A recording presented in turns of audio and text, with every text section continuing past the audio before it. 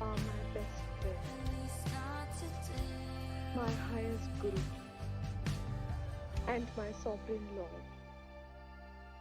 Yes, of course I'm frightened. And so are you. Live. Hi, everyone, and welcome to the Nerdy Up North podcast. It's a nerdy podcast hosted by Northern Nerds. I am one of your hosts, Sam. And I'm the other host, Paul, and we are joined by the fabulous, wonderful, and majestic dressing gown wearing Grant this evening. Cheers, mate. Majestic. Choking on the compliments. I did say in the chat earlier that I am feeling very tired, so tonight is probably going to go off the rails a lot more than usual, so I do apologise, but fuck it, let's get on with it. Yeah, this is podcast 3 of 3 for me this week. I think it's second podcast I've been involved with, fourth one I've actually been editing, so yes. Yes. We've been busy. Yes. So yes, I'll get the promotion out. If you haven't watched Friday night's episode yet, watch this one first, of course, but go back and watch the fabulous Coven Girls who were on, and it did take some dark turns. It took some interesting turns, but it was very, very entertaining, and them girls are absolutely lovely as well. So please go and follow them on their Facebook page and Instagram. It's the Castle Coven Gaming. Also, our lovely Twitch aficionado, that is the Ginger Ninja himself, which is Goodwill, has finally got his way kicking and straight screaming outside of Donna's cage. He is now Star Trekking across the universe with Graham, and if you want some campy entertainment, go and check that out as well. And Sam and Sam 2, which is called, now named The Maiden and the Bear, which is all The Bear and the Maiden. The Bear and the Maiden, all types of kinky role players going on in that shit. We're just trying out names. It's a name of an episode. I'm still just gonna go with Nerdy Up North, Ice and Fire, because I can't be bothered to say Nerdy Up North, Game of Thrones, and House of the Dragon podcast. So we're just going with Ice and Fire, but we're just trying new things out each week. It's like new relationships. You try new things out. Do you stick your finger in there? Do you poke there? It's all just trying the things out there. But yes, exactly. Everything in everywhere. There you go. You heard it here first, people. You just put everything in everywhere. Yes. Absolutely. But the most important question of the week: what have you been watching? Been watching a lot of stuff. See how that just came out naturally, like it just flowed. It came out as well as Goodwill came out of his closet, so that's fine. Oh, how dare you talk about the famous Goodwill like that? Anyways, what you been watching? Right, I'll let Gran go first, because it is tradition now that I get left to last. You know what it is? I've had so little time to watch TV this last week. I've been comfort watching The Good Place. Right? Oh, I do enjoy The Good Place. Yeah, it's one of those TV shows that I've absolutely fallen in love with, and because of the way that it's kind of set up, you can set it away like an animated show. Mm-hmm. You know, if you're going to watch Rick and Morty or you're going to watch Futurama or whatever it is, you don't start from episode 1 of the season. You go, I want that one. And I found myself able to do it with that, and I really, really love the concept behind The Good Place. You know, it makes you feel good when you watch it. So I've literally watched that. It's like a sitcom version of Dante's Inferno. Mm-hmm. It's probably the only way I can describe it. Is this the one with Kristen Bell? And Ted Danson. Ted Danson. Yes, Ted Danson is brilliant in anything he does, to be fair. I could watch him just be Ted Danson. I even like these shit movies. What was it? The one where his kid was trying to steal baseball or something. I can't remember, but he was brilliant in it. I don't remember that. 3 Men and a Baby. 3 Men and a Baby is it's where I instantly go to, but I am actually named after his most famous character. Sam Malone. Yeah. Did you have to think there, Grant? It's just not called Woody. That'd have been interesting. Yes. Right?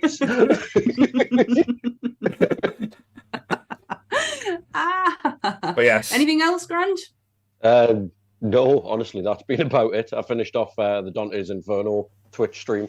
at the weekend, and that kind of right. exhausted me because I'd forgotten how much of a slog it was at the end. For anybody that tuned in, I apologize for like the last hour because I'd forgotten how boring the ending is. Wow. Well, there's an advertisement and an endorsement there. Go to watch Grant play. I kept it entertaining Yeah. up until all that boring stuff. I just kept talking, and then when Satan finally gets his dick out at the end, and you do get to see Satan's dick, kids, it's magnificent, and that bit's amazing. But all the build up to it is just such a fucking grind. I know. I was a little bit of a chicken shit last night. I played Resident Evil 7 and I only lasted an hour before I had to turn off before I got too scared. And Beth was watching us in the stream and she was just pissing herself laughing. There was a point where a head jumped out the water and I nearly fell off my seat. It was not even funny. That needs clipping. That needs clipping. It is. It's on the Twitch channel, and it is. Is it? Amazing. I'm gonna have All to but the wall. watch it. Yeah, I was like, then it was like the nervous energy laughing. I was but I did not enjoy it. Like sitting in the house by myself, I'm going to be a brave person, playing in the dark. No, I'll probably go back at one time, but probably play it during the day when it's safe. In the light. When they can't come and get you. Yes. I've been watching absolutely jack shit. Right. I have lost a husband to a video game, and I've been working and sleeping, and if we're watching anything again, we've gone back over Big Bang again. We've literally gone to the end and come back to the beginning. Just a constant recycle of it. Pretty much, it's comfort.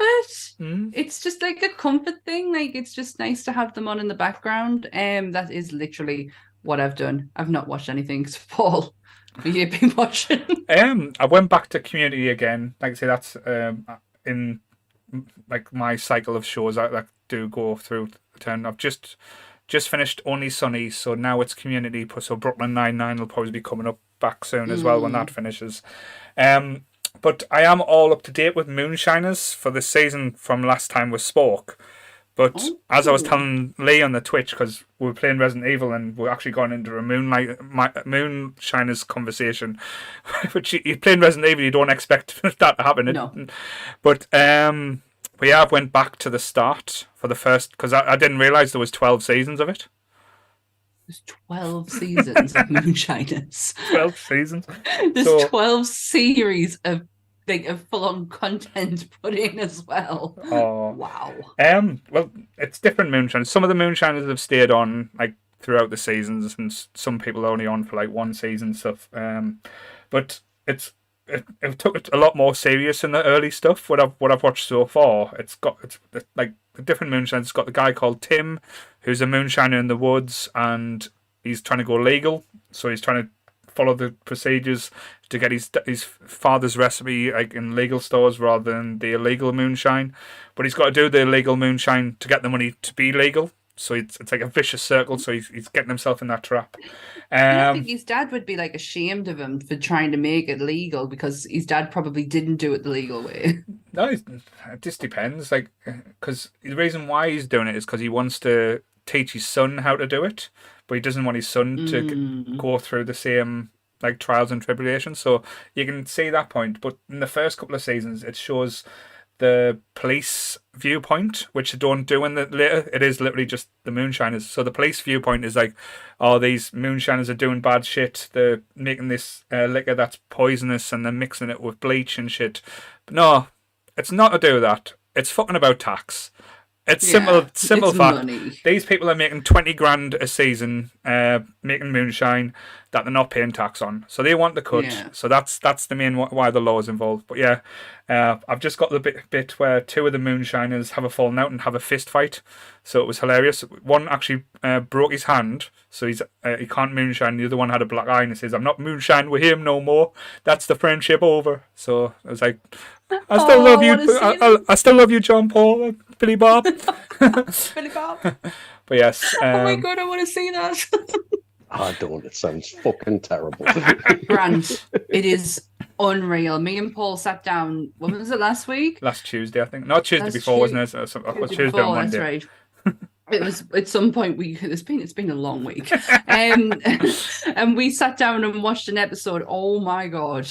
It is Amazing. Not sold. Think of the Kardashians, but with dungarees and less tits. In the woods. With alcohol. I'm a simple man made blood and boobs. That's all I ask for. True, but one of them then the other week got a pet raccoon, so the pet raccoon was fighting with the other dogs. It was hilarious. Is it a raccoon penis that they have on there? Yes, they use a raccoon penis to draw down, like to get the shine to flow. So they use They a raccoon. also make jewelry with it too. A raccoon penis bone. That's what they use. It is a thing. Yeah. Look at a coon penis. Yep, it's true. I thought you were going to say the raccoon had tits there for a second when you went off on one. I was like, what's it with this? It could be. It could go anywhere. But yes, so that's this week's with the Moonshiners there. It's pretty cool. So this week, what we're doing? You can do your disclaimer now. That was on the BBC. Oh, thank you.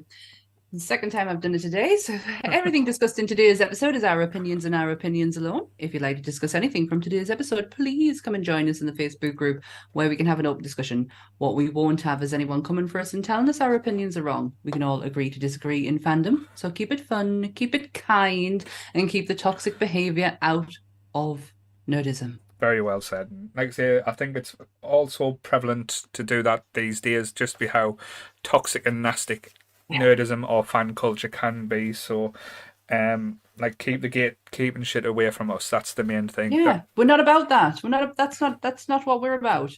So keep it to yourself. So yes, so today's topic is not Moonshiners, as you probably were expecting. God damn it! It's top 5 British movies, and I don't know about you, because when we come up with this topic, I thought piss easy. There's so many good movies, but that kind of became the problem. It was like, which ones stand out? Which ones do you remember the most? Why do you like them the most? And then you were thinking, is that even a British movie? Then you're thinking, what is a British movie? And then you were like, fuck, going down that rabbit hole. So. Yeah. I've tried to think of like the majority of it doesn't have to be the cast as British actors or thing, but the majority behind the scenes or people who's made the movies as part of the British industry, or the writers have been British and stuff like that. So I've kind of looked at it that way, Cool. and try to think not get lost. Because when I asked the people at my work, they were coming up with some ones. I was like, they were like, oh, well, Gladiator was done by Ridley Scott. Can that be classed as a British movie? I went British director, but I don't know if it was a British movie. Yeah, that's the big thing there. So, because I know Grant hasn't been on for a few weeks, bless him. So I'll give him first shot, so he can go with his number 1 pick there. Oh bloody hell! I didn't know we were diving in that quick. All right, no, sorry.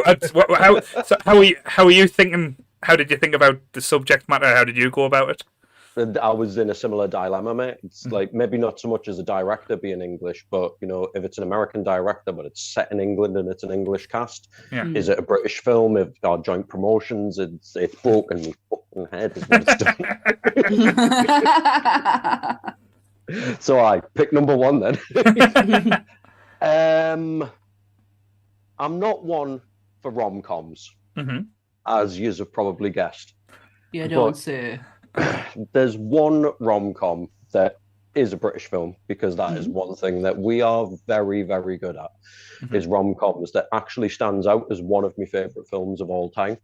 And what makes it even weirder is that I'm not only not a rom-com guy, I'm also not a Christmas film guy at all. Oh, gosh. And this film is both, done by Richard Curtis, who, if you're British, you are familiar with all of his work, because he's responsible for some of the best TV and film comedy that we've ever seen. 2003's Love Actually.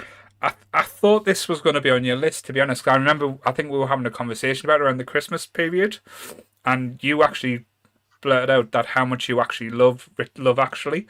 And I think I wasn't surprised, but I think Sam was a little bit taken aback, like, Love Actually, but I totally get it.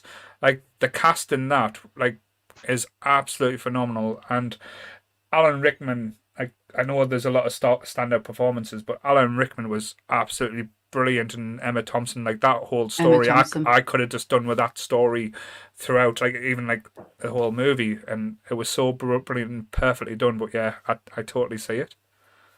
My husband is shocked this is not on my list, because as much as I don't like to admit it, I do fucking love this film. But I haven't watched it in a really long time, so I was like, I'm not going to put that on the list. But I do love Alan Rickman and Emma Thompson alone. That moment with Joni Mitchell will break my heart every time. There's so many like iconic scenes and moments in it as well that I think the beauty with Love Actually, outside of the original concept, I'll nerd out a little bit about the original concept in a second. But you start to see bits of your own relationships and your own friendships and all of that kind of stuff in it because it's so inherently British. You know, Yeah. right down to, oh, jolly good show. We told the American president what for. That'll show them. You know what I mean? As if Yeah. the British Prime Minister is ever going to do what Hugh Grant does to Billy Bob Thornton in that film. Yeah. You know what I mean? But we can only wish. Yeah, but you know, even down to it depends. I think it doesn't depend on what age you see it. That's the thing with Love Actually, is it transcends the ages. You know what I mean? If you're seeing it as a kid, you find Liam Neeson's son in it really, really relatable, and you want to be him. You know, when you're Martin McCutcheon and not Martin McCutcheon, Keira Knightley and I've forgotten his name. Andy Rick. Lincoln. Walking Dead. Yeah. You know, for all the bit about him videoing her has aged a little bit weirdly. Now we live in a world where everybody has a video camera. That, you know, there's no denying that scene at the end with the signs. You know, if you don't well up at that scene, you've got no soul whatsoever. You know, and then you've got the cool dad in Liam Neeson. You know, so as you get older, you kind of, oh, you know, I want my son to look up to me the way that Ben looks up to Liam Neeson, and get with Claudia Schiffer at the end. Yes. You know, if you've had a Bonus. life, you feel it through Bill Nye. I'm going on a little bit now. That's the point I'm trying to make, is you always like, as you get older, you start to relate to the different characters, and I can completely see where if you saw it when you were really young, you would get that with some of the younger characters as well. No, I completely get it. It's like, say, it's one for all ages, and like, say, the Bill Nighy and I got the guy who plays Ramsay Nesbitt, like that relationship. Gregor Fisher. Greg is absolutely The agent manager yeah, and Rockstar. and the agent Rockstar. That's brilliant. And even like the Americanites, I think Eliza Cuthbert and was it Shannon thingy that Shannon Elizabeth. Eliza Oh my Cuthbert. God. It was Eliza Yeah. come on, Rich. And that was one of Eliza Cuthbert's first roles, and like she did very clever roles, like from things that she's done to get out there. But like, and everything has impacts, like, and even the Colin Firth thing, going out there and Colin Brittle. And he's got a big knob. I'm just going to shut my window. Sorry, it's really cold. why is Martin out there shouting what to say there? But Do you know what the original concept for the film was? no, Absolutely not. Okay, so Rowan Atkinson was originally meant to have a bigger part in it. Subliminally, Rowan Atkinson's character is supposed to be like a Christmas angel that comes along and changes things. And if you look at the couple of bits that he is in there, where he's clarting around with the jewelry and all that kind of stuff, he's quite influential in guiding the storyline from there on in with his actions. right? And the same with the kid. At the end, it's Rowan Atkinson's in the queue, and he causes the distraction that allows the kid to get through the gate. Originally, each one of the 5 couples that you've got going on in it would have had an interaction with Rowan Atkinson that steered the storyline in the direction that it went, but they took a load of his bits out. Yeah, I'm kind of glad they did, because I think it wouldn't have hit as hard as it does if all of them were in there. You can imagine him being the one that hands Andrew Lincoln the camera while he's like, you know. I guess it's almost like I guess it's almost like It's a Wonderful Life kind of thing, like the angel in It's a Wonderful Life. But I love the fact that you introduced to the movie by Hugh Grant in his monologue, and it ends with Hugh Grant finishing said monologue. I love how it starts and ends. Yeah, and I liked how like most of the cast and everything was interlinked in a way, but you didn't need that pointing out. I think that would have been like giving the audience a little bit of a disservice if that thing, like having like say, oh look, Rowan Atkinson pointing the way. It's like almost like arrows like put like Yeah. like doing a dot to dot, like following the numbers. But it's Yeah, it's nice when almost like- something's a little bit of a surprise. Yeah, it's almost like making the audience feel a little bit stupid. Mm. I keep forgetting that Martin Freeman's in this movie as well. Yeah, it's the porn Martin actor. Freeman and Joanna Page. Yeah. Forgot about him. Yeah, you just Just completely you to forget think the all porn these, like, aspect. That. Yeah, I forgot the porn. I'm shocked. and I remembered. That doesn't surprise me. The pantsless wonder there. not So at all. Not at all. I'll forget that he's in it because there's so many people to Mhm. think of and the different stories and I really like their story Yeah. that they got together on the like being porn stand-ins. I think all the stories were nice. Like the one, like say, that always stands out for me, as I said before, was the Alan Rickman and then the Thompson one, because Yeah. it was so real. Though that was the thing, because that it didn't feel like you didn't get a happy ending with it, because they No. realized and you knew they weren't together at the end, and that's real life. It was like really civil with each other. I'm reading, for all I've not watched anything this week, I have actually been reading, and I'm reading Alan Rickman's diaries. Hmm. He is like, him and her are like kindred spirits. Right. There's a reason they work so well together on screen. They are absolutely kindred spirits. He always, anytime he says with Emma, because his diaries are very, at the beginning it's like breakfast, dinner, tea, work, and then he starts writing more in detail about his day. And anytime he mentions when he's with Emma, it's just Emma Yeah. says fuck a lot. Didn't realize he was really good friends with Ruby Wax either. Like best friends with Ruby Wax. Could not put them two together if I tried. To be fair though, Ruby Wax got around, so it's all right. What a lovely choice though to kick us off. I really like that. Cool. It's all downhill from here. It really is. Okay. So how are you going to follow that then, Sam? Well, I have found this really hard now. I love British cinema. I think that we can pull off some of the best movies going. And I have a lot of my choices are ones that I love. Like I have, and there's my last one I actually have a personal connection to. But my first one is a really recent one that I've watched. Yes, I've watched a new movie, everyone. And it's, I know, shocker. And I picked it because not only is it British and it's got an incredibly British cast, and the guy who wrote it is incredibly English, it spawned my favorite television program. It is 2001's Gosford Park, written by Julian Fellows. I can't believe I had to check that. What kind of a fan am I? But Gosford Park is what they were going to say was the prequel to Downton Abbey. Right. But it didn't work that way. So the majority of the cast that is in Gosford Park are in Downton Abbey.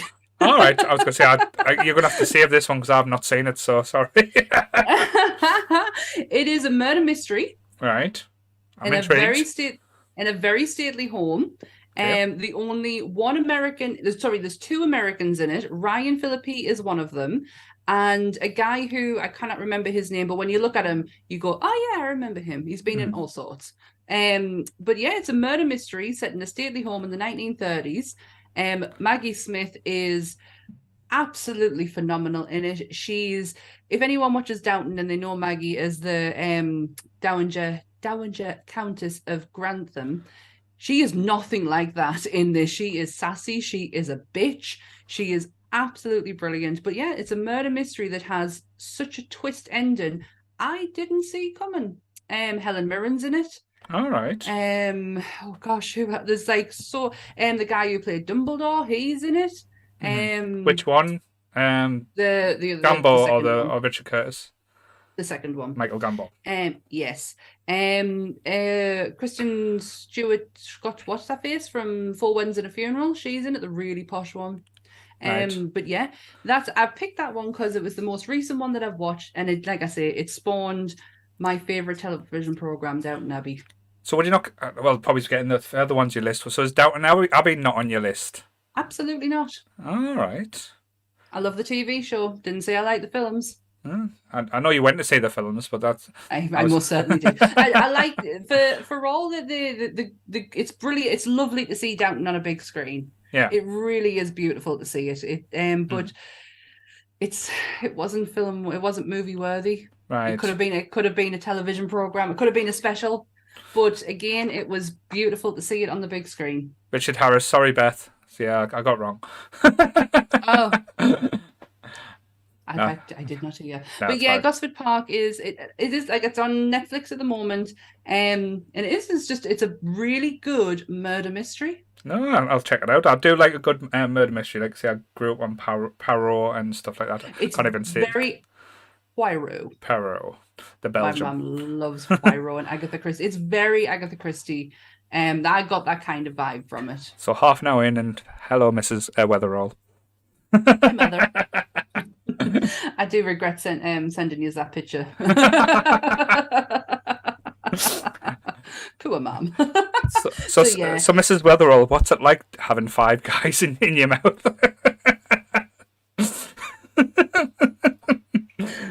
Wow.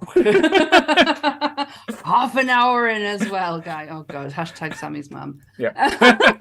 Sammy's So, mom yeah. has got it going on. It really does. Like, I'm grateful. I'm grateful for all the attention that she gets because there's somewhere in here her genes are there. Oh no, you're a pretty family. Like I say, we'll give you that. But I was laughing at you. Thanks. I was laughing at how defensive you got over, like say, Aunt's mother when you posted a picture of that. I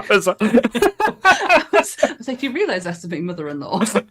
Yes, we do. I forget who I'm talking with. But yeah, pick number 1, Gosford Park. So keeping it very classy. So I'm gonna go with the first film that made me cry as a kid. And it One, wasn't because great. I loved it, and 2, because it scared us as well. It was a musical, and you've got to pick a pocket or two. So Oliver, I absolutely adore this film. I used to watch this every Christmas time. I think it used to be our Boxing Day special. Oliver Reed as Bill Sykes is the most terrifying and horrendous bully of a man that you've ever seen. Mhm. And like I say, I loved Nancy and the way Treader was just horrendous, and like that whole aspect. The guy who played Fagin, I can't remember his name, but that creeped me out. But I was all for like Oliver and the Artful Dodger and the songs, and used to adore every time it came on. Me and my dad used to watch it. I've got so many warm, fuzzy memories of watching this with my dad, just because of, like, say, me and my dad. Well, my dad's a big musical fan as well, but I don't think there's a better like movie that can give you all the different emotions. And I know they always do try and remake this, so like they'll do a different TV show, a different spin to it. But that movie, the classic one, the 1968 version, has never been better. And it is just beautifully filmed as well. The costumes in it is stunning. The child actors aren't irritating, which is very hard to say for, like, especially in movies of that era. But yes, I absolutely love this movie. The cinematography in it for the time is absolutely beautiful. They make London look absolutely breathtaking. And when they want to make it look grimy and dirty and horrible, they really give a sense of complete dread when you're in that place with them. Oliver Reed is fucking terrifying. That scene when he kills Nancy. Yeah. My God, spoilers, by the way. It's absolutely haunting. We used to own this on VHS, and I can still to this day picture that. I probably still have it. I have all of our VHSs in the back bedroom, and I probably still have it. I do love this, but I'm sorry, I have to disagree. One child is very annoying in this, and it's Oliver. I just want to punch his face in sometimes. He's got a proper dumb face. You've heard it here first, guys. Sam hates orphans. there. How could you turn that around? But no, I totally get it. Like I say, I know it's down to personal preference, a lot of these ones as well. And that's why I love doing the top fives. But as soon as I thought about top five, like British movies, I had to make sure that I was a British movie because I know how old it was. I was like, it definitely was filmed in the UK. It was a British production and everything, British actors and everything. I, like say, this was number one with a bullet and just for them warm fuzzies. And I can never get tired of watching it and like listen to the songs as well. Even like the Artful Dodger and like bless him after this film he had a horrible life. The poor actor, like say, lots of bad things happened to him, but absolutely amazing. Like and so, I don't think Charles Dickens has been done better. Well, probably his Muppets Christmas Carol, but that's a whole different. I was gonna say. But for Oliver, this would be the only one I'd watch. Mhm. I don't think I'd watch another adaptation of it. I'd only watch this one. Have you seen it, Grant? You're very quiet. You do know I like a good musical, but Oliver grates on me. I don't Mhm. know if it was overexposure when I was a kid Yeah. or something like that, but the Mhm. minute they open their mouths, it's like nails down a fucking chalkboard to me, mate. It really Don't worry, is. I won't start singing for you then, so it's fine. I can respect it for what it is, but as far as personal taste is concerned, I haven't Mhm. watched it since I was in single figures, and I've got no desire to do so whatsoever. Right, so the next watch along we'll get Grant in, so just to see him, the pain and the anger. But yes, so that's my first You're pick. cruel. Oh, that's some strong first pick. Hmm. How are you going to top that one, Grant? I'm gonna keep sucking Oliver Reed's dick for a little bit longer. Why not? But he had it out enough, so Absolutely. He's a powerhouse of British cinema. And my next pick is also Oliver Reed in a musical role. right. And the way that he's cast and the way that he's portrayed in this film is absolutely astounding as a villain. Mhm. Which, after what you've just said about him in Oliver, I think only goes to show that the way that Oliver Reed can be utilized in a musical sense, because he's got that kind of almost discordant sound to his voice. You know what I mean? He can sing, but he can make his singing sound like he can't sing. Yeah. And we've got a little bit of Northeast, nerdy up north trivia in this, because one of the scenes in this movie was filmed at Hilton Castle. Right. And everybody of a certain age in Sunderland knows somebody that was drafted in to be one of the extras in it. By one of my favourite bands with an unbelievable cast, 1975's Tommy by The Who. That didn't even come into my mind, that one. I think I've only watched it a handful of times as well. Yeah. Can you guess my answer? Shall we say? haven't seen it. But this film got bounced in and out a good few times as I was prepping it, and I love The Who. Mhm. I love the musical. The cast to this is absolutely unbelievable. I've got it up in front of us in case I forget anybody. So you've got Jack Nicholson, you've got all of The Who, you've got Oliver Reed, you've got Eric Clapton, you've got Tina Turner in there playing a fucking crazy prostitute that injects a blind kid full of LSD and gives him superpowers. And the song that she sings, Acid Queen, is one of the best songs that I've ever heard. And hearing Tina Turner sing that song is absolutely fucking breathtaking. The imagery in this film is absolutely astounding. Like I say, Oliver Reed playing Frank, Bernie, whatever you want to call him, kind of the evil stepdad, if you will. He's breathtaking in it because of this horrible kind of. The only character in modern cinema I can think of that pulls off the same vibe is, I can't remember the actor's name, but it's the guy that plays the Dursley in, is it the Dursleys in Harry Potter?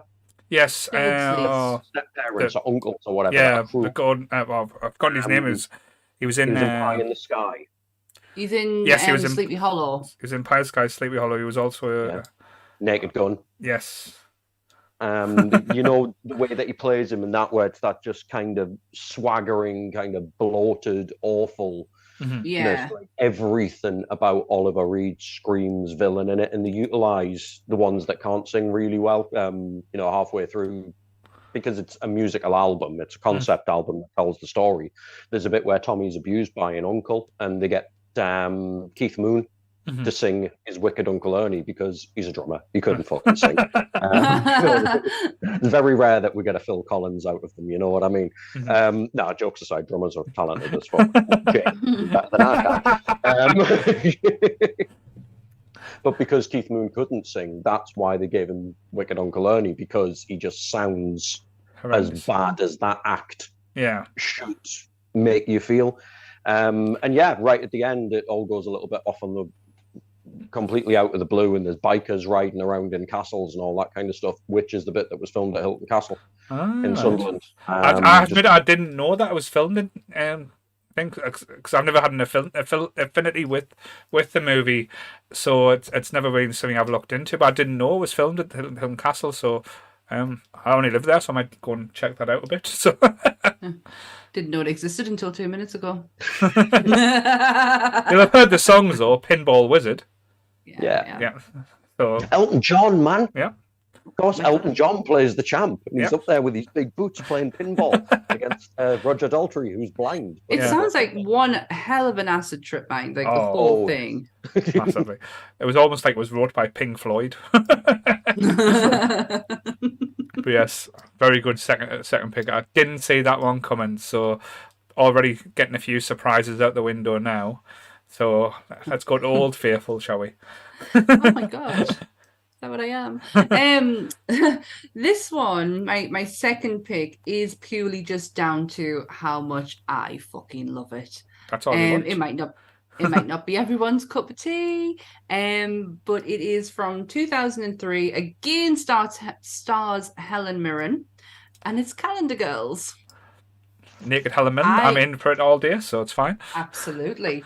I absolutely adore this movie. I love a true story to start with, and the fact that it's British and it's also set in the countryside and there's marmalade, like I am living for this. Like that's the life I want to be in the WC. I was going to say though, like your first two picks are very upper class British, like say, and better for doing. Is this like the upper class? Is Sammy trying to be above her station?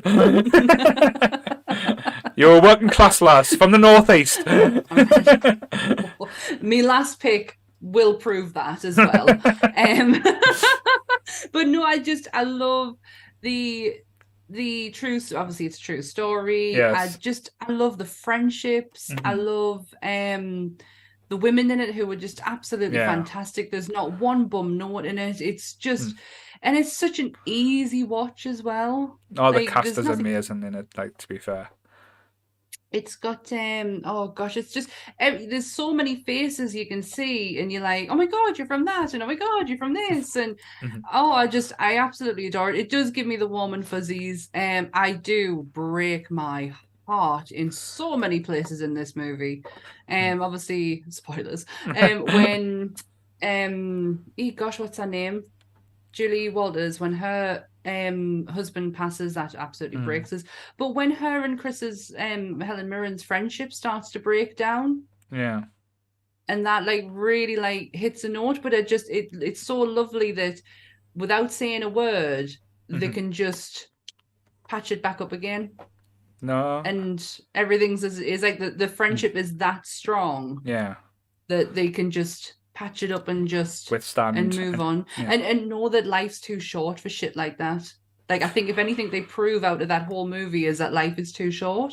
No, that's the thing though. That's always the message when it comes across is like you've got to let like fair enough. You always hold a grudge, never let things go. But like say, I don't think that's the message of the movie. No, I'm just saying that's just in life in general. That's how we live. Don't ever cross me.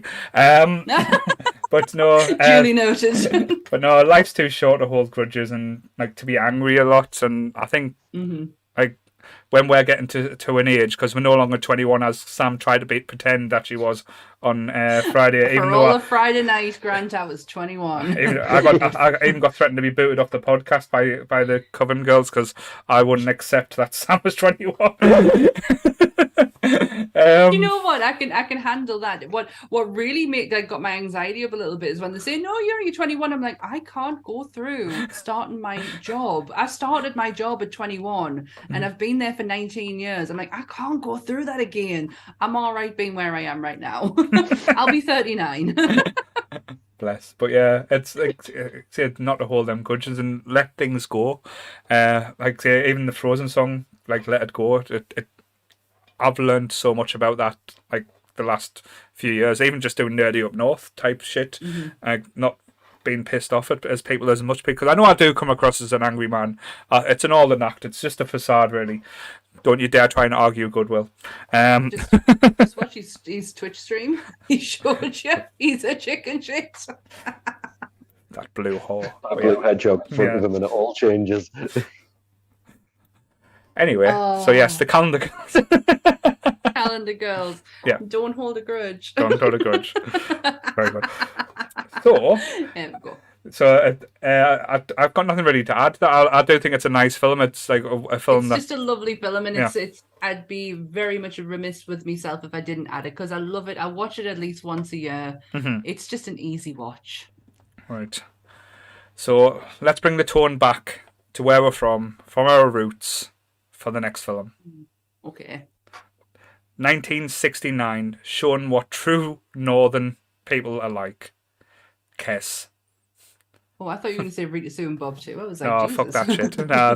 Oh, that film is fucking great. I can't believe that's not on my list. Kes. Have you seen Kes, Sam? I think we had to watch it in school. Yes, it was. I think it was during English class that we used to watch as well. Yeah. Yeah, I generally can't remember it though, but I know it's about a bird. Yeah, it's about a young lad. I'm sure he's called Billy. I could be wrong. It's Billy, isn't it? I'm gonna get the next now because of me things. Yes, he was called Billy. I was right. I was sad of like the doubts there. Just living in a northern family. His brother's a dick. That's probably the best way I can put it. And just basically life general shit. No money, going to school, getting picked on because he's small and weedy, and one of the truest representations of what PE used to be like at a northern school in the northeast. When shirt, vest, and pants. Shirt, vest, and pants. If you don't have your PE kit, your teacher used to always try and prove he was the best footballer, and that scene when I've forgotten his name when he says, "Oh, I'm going to be team captain. I'm Man United because I'm wearing red. You can be Liverpool, and I'm Bobby Charlton." They start naming like football players, which we used to do at school, and it's so reminiscent, and I remember it so fondly because that used to be what PE used to be like. And if you were shit, you used to get tortured. Like I'll hold my hands up. I was probably the one torturing you because you were shit. Because unfortunately, I was good at sports, so I was that dickhead, and I see myself so much in that now, and it is a little bit upsetting, but it's how I remember it. And that relationship with Billy and Kes, the Kestrel, was just so innocent and so perfect. And I remember being absolutely broken when his brother kills the bird because he didn't it didn't do what he was meant to do, so as punishment he killed the bird. Do you see it? You don't see the bird. It's just it's in a trash. You like see he says because he's going where's Kes, and you see Billy trying to brace his brother all over saying, "Mum, he's killed me bird, and he's like, it's just a stupid bird and stuff like that. But it's absolutely heartbreaking. But if you want to know, like any Americans or any one that's not from the Northeast or even the Northwest, you want to know what it was like. I know because it was set in the 60s, but that's what it was like even in the 80s and early 90s living in the Northeast. Didn't change much. It didn't change. That was our lives as so much, and it was represented so well, and it's just a beautiful film. So yeah, Kes. Wow. Shout, mate. I'm like proper proper teary about the fact the bird died. I couldn't remember that part. No. If they'd showed me that in school, I must have been removed because I would never have been able to emotionally handle myself like that.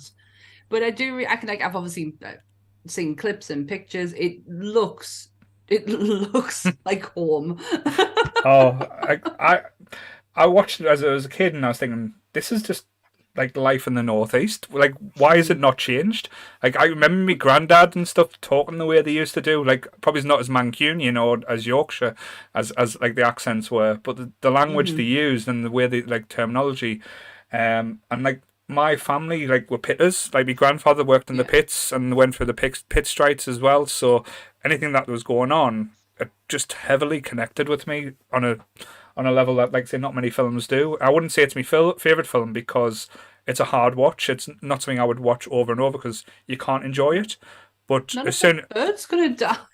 but it's beautiful, and if you watch it as well, it is exactly like what our childhood was like for a lot of people, and I'll always go back to it for that reason, if that makes sense. Yeah, I get that massively. That's very much linked with my last pick, like how I feel about that. Certainly. But But we'll yes, get there. so that's my second pick. So we're doing well, guys. Awesome. No crossovers yet. No one's No. crossed any streams or doing anything like that. Damn it. Cool. Friend. All right, quite thematic here, because I can take it from our childhood in the 80s and the early 90s up to what life was like in our teens, in the late 90s and the early 2000s, where, regardless how much some of us might have tried to distance ourselves from it, the UK was governed by rave culture. And Oh, was it? it was So there's fun. one of my picks gone out the window now. So Is this where Oh, we're crossing the stream? Yes. oh, it might be, it might not be. all right. Because I can think of two films that, on that vague description, would probably get in there. Features the debut of probably the worst British actor working today.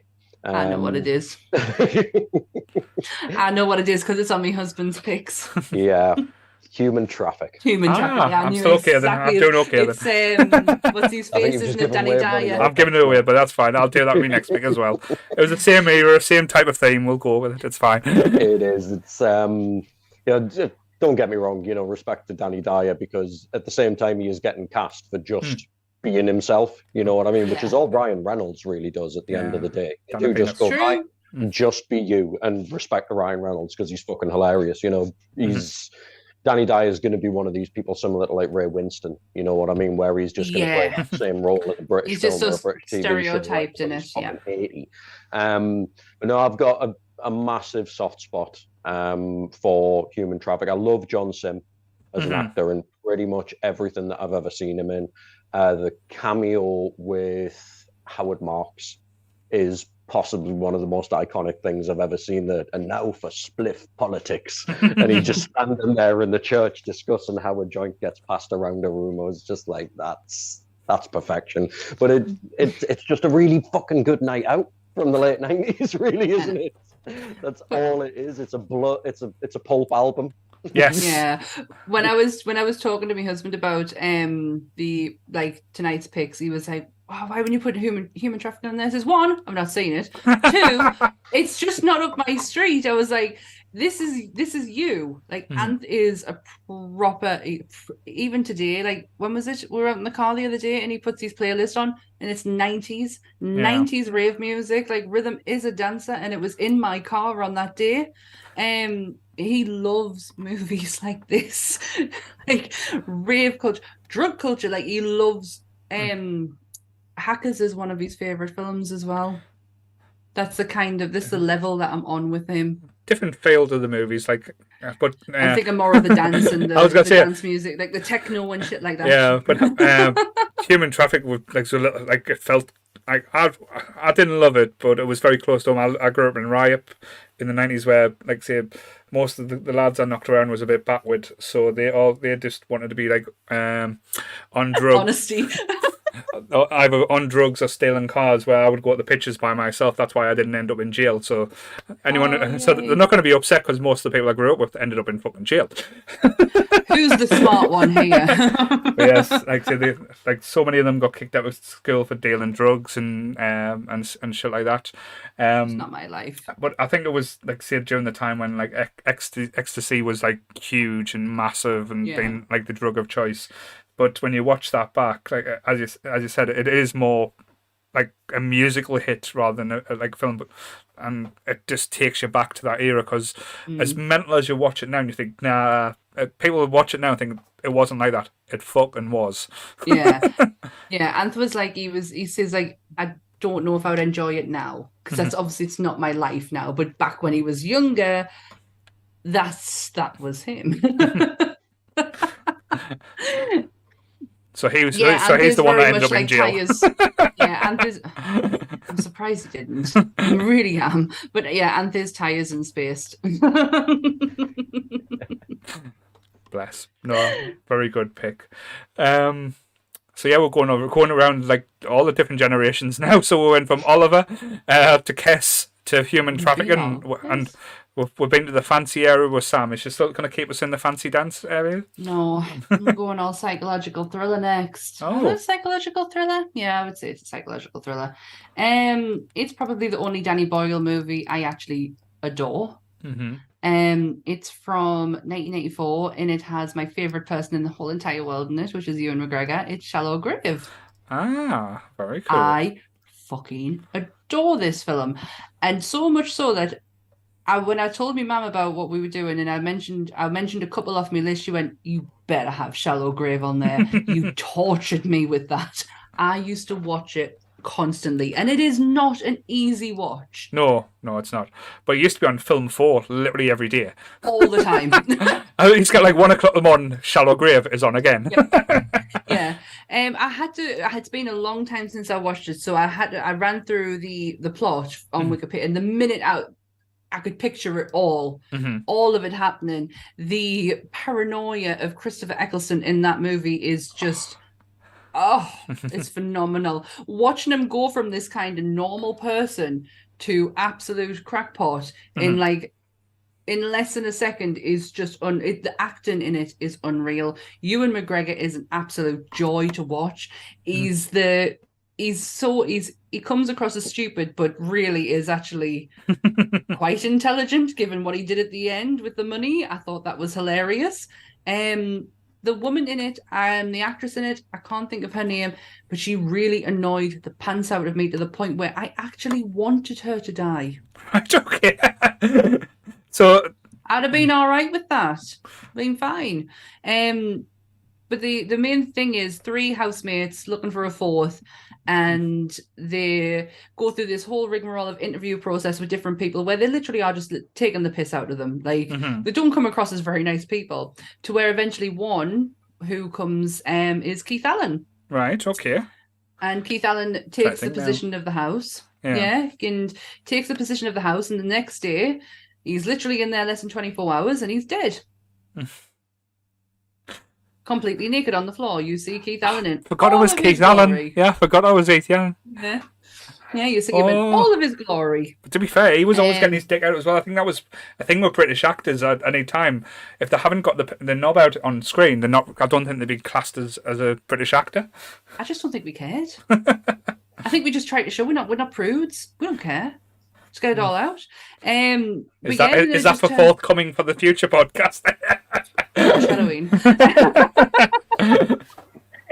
But it just turns into this like absolute mental, like the decision making that goes on after that like is crazy, all because they find a suitcase of money. That's the only reason it goes the way that it does, is over money. That's the root of all evil, though. That's the thing. It'll destroy anything. So as soon as money gets involved, shit gets real. That's the thing. But no, I still remember this film. I think I was watching it during my student years that I come with it. I don't think I watched it when it first came out. No, when did it come out? 94. I think maybe it probably was the film 4 era. So maybe early college. Because there was this one and the one. that came out the same time, but when it turned out that like the woman had a dick. Crying Game. That's it. Both those films, What? because the Crying Game, wasn't it? The Crying Game. That's the father I was said, and then he got his lad out. But the Crying Game, because like them two were on film 4 literally all the time. Like when I was just like at college or at student times, so you kind of got, as Grant said, oversaturated with the movie, but you don't realize how good that movie is, and like with Oh. like the people in it as well. And Shallow Grave is just, it's such a minefield of emotions. You've got paranoia, you've got greed, you've got lust, you've got backstabbing, you've just got Ewan McGregor being an absolute fool. You've got disposing of bodies. It's the lot. Like, it is absolutely horrific what they end up doing. And then, I love it. I absolutely love it. No. It has been a really long time since I've seen it, but if I could not have this list with not having that, but the amount of time I would recommend if I've anyone watched it. hasn't watched it or is like say like not watched it properly, go back and watch it now. It holds. It's a movie that does hold up. Absolutely.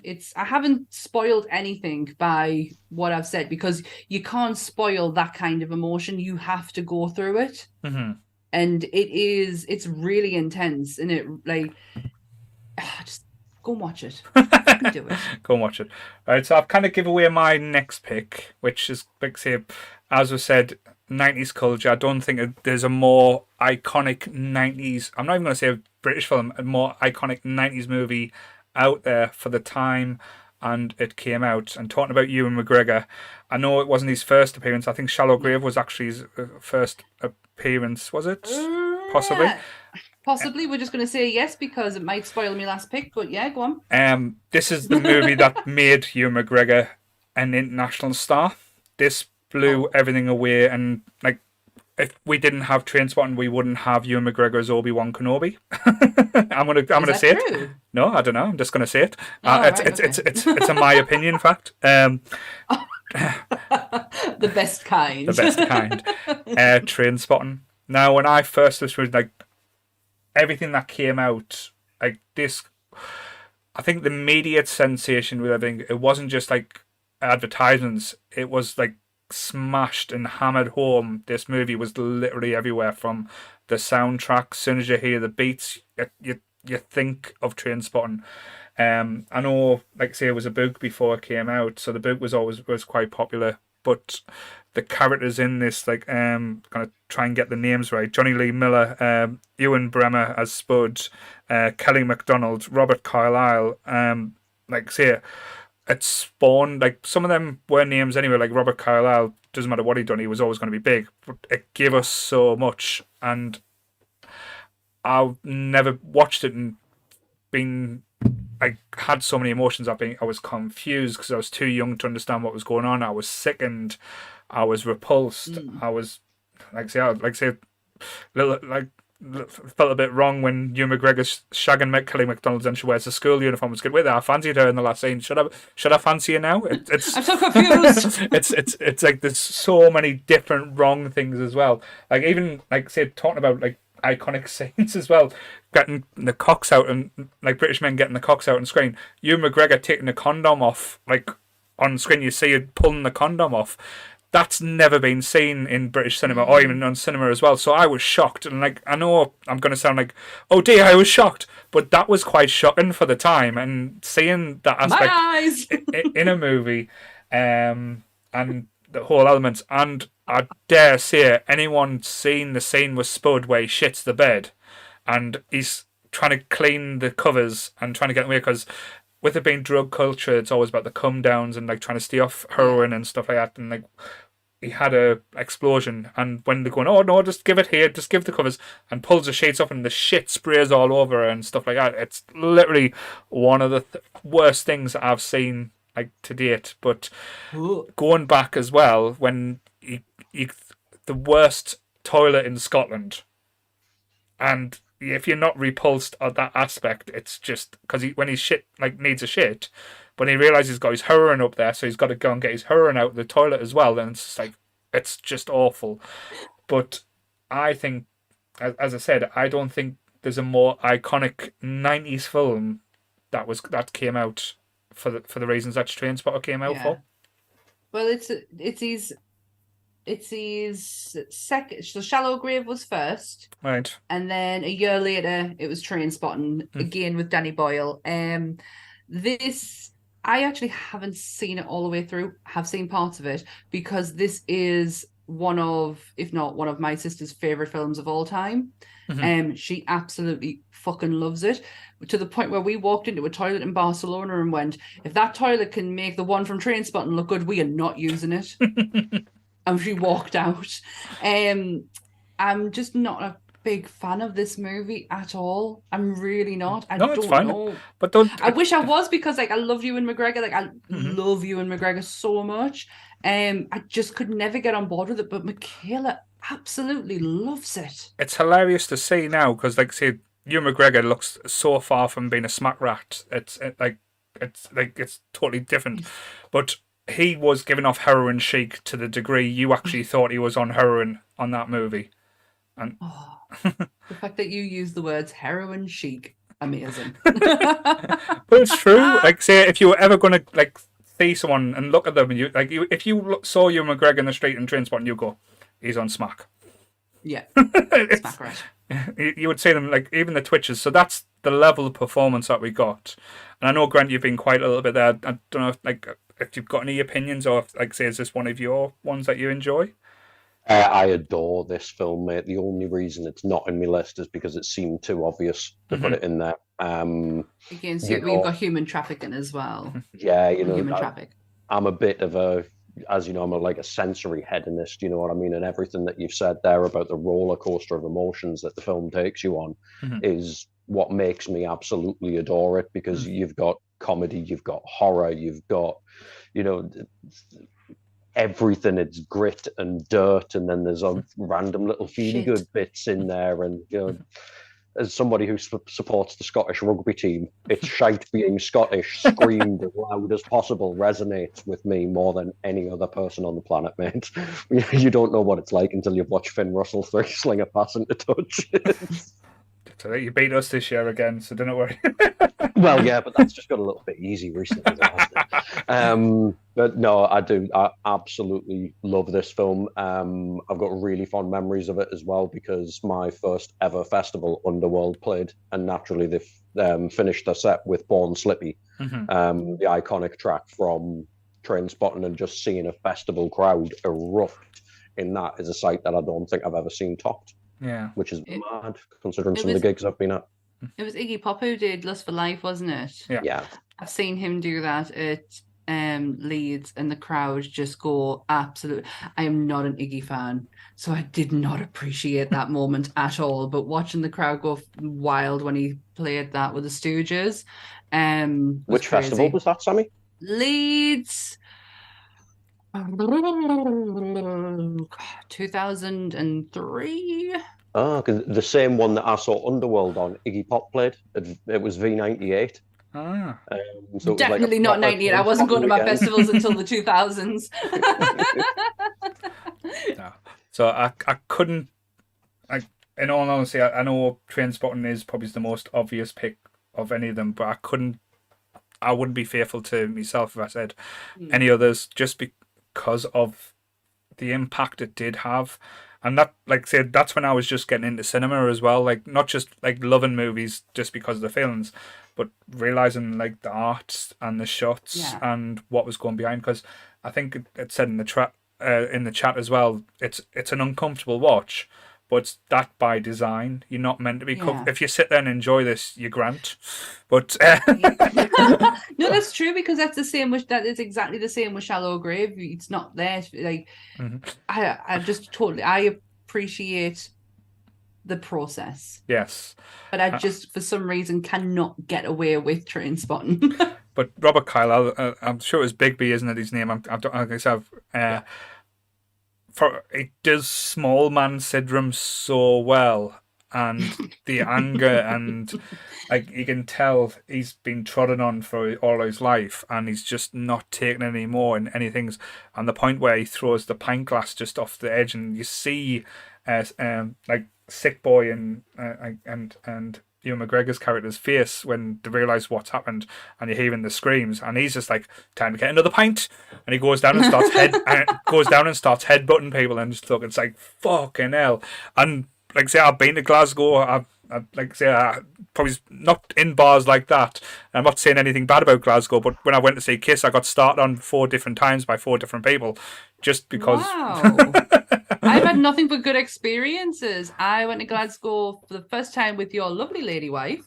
She drove us up to Glasgow because we were going to a gig. Nothing but a great experience, even though we were there for a short period of time. Went for Emma's Hindu. It was lovely. Me and my sister went to go and see Nightmare Before Christmas there. I love Glasgow. It's such a lovely place. Bit of a trip to see a movie. But yes, I went to see a movie with the cast there as well. Guys, I think it adds to Trainspotting that it's set in Edinburgh as well. It's not set in a gritty metropolis like Glasgow. It's set in pretty Castle Rock, and it's Edinburgh. Beautiful. It is beautiful. No, I do like it, but yeah, Trainspotting had to be on that list. So yes, so Grant pick number 4. So after that remark about how if you watch something like that and you enjoy it, you must be Grant, I'm going to have to unleash the worst of me picks. I'm going to stick with Harrowing Ordeals. That once you've watched it once, like, yes, that's left an impact on me, but you probably never want to watch it again. Young Phil Daniels and young Ray Winston in 1977's Scum. Oh, fuck. Oh, I have tried to watch this so many times and it does not fucking pay off well for me. I mean, obviously, I've chosen it because I want to be able to say that I am your daddy. You've got to be a little... Sammy, that was a look and a half. Well, someone said, "I am your daddy." Like, she got excited. What did you expect? Am I getting choked in a bit? So, like, hang on a minute, what's going on? What kind of party is this? No, so Sammy hasn't seen it. Have you seen it? Yes, it made me like, it scared us a little bit, like, just not being naughty. The threat of going to Borstal actually terrified me after seeing this movie, and I probably saw it a lot younger than I should have as well. So I stayed away a lot from prison films, like as growing up, because of my dad's profession at the time. So the likes of this. Don't worry, he worked in a prison. He wasn't a burglar or anything. He didn't go to jail. No, my dad was an officer. But yeah, it put the shits up us. Yeah. And I didn't want to see stuff like that. No. That's like real. That's too real life for us. But yeah, it's, as Grant said, it leaves an impression to the point where it's so wonderfully acted. It's almost like you're watching a documentary at times. And the violence in it is just brutal. He's going to go and check on his doggies. Check on his doggies. But yeah, like the violence in it, and Ray Winston as well. He's unrecognisable. Well, he's a young kid in it as well. Has he still got that voice though? Yes, he's very imposing and he's very Ray Winston-esque. It's not quite Indiana Jones or Black Widow Ray Winston. Oh, good God, I forgot he was in that. But that was the worst Russian accent going. Yeah. But no, it's like top tier type thing. But I'm gonna say I'm probably gonna watch this again because it's been a long time, and it's just like the memories of it. It was, I think, with British cinema back then, it was about shock factors. It was like a lot of it was like saying, what can we do? What can we get away with? And what boundaries can we push? And this pushed a lot of boundaries. Well, you're talking about the same kind of era that brought us the likes of Clockwork Orange. It still makes me uncomfortable because there's no happiness in this film at all. It is absolutely harrowing. It's not, it's not Orange is the New Black with a nice redemption story at the end. It's 3 kids get locked in a Borstal and they get kicked to shit. The fucking greenhouse, man. Aye. Do you know what? If Grant's pulling that face, I don't want to watch it. I would not recommend that you actually watch this, Sammy. I'm going to Grant. I will actually listen. joke about your reaction to the human centipede when I was talking about gross stuff and all that kind of stuff. But Ugh. obviously, I know what you meant by that Thank thing. you. And this is worse. Yeah. It's up there with the likes of like Serbian film Yeah. and that kind of thing. It is genuinely fucking horrific. I mean, it's aged to the point where we're perhaps desensitized to what we're seeing, but much the same way as we've seen said about the Texas Chainsaw Massacre, in the 70s, going and watching a film like this and closing your eyes and imagining what was going on screen is worse probably than what was actually happening on screen. But in Scum's case, it's really fucking graphic that it is still on the fucking screen. Wasn't it banned for a while as well?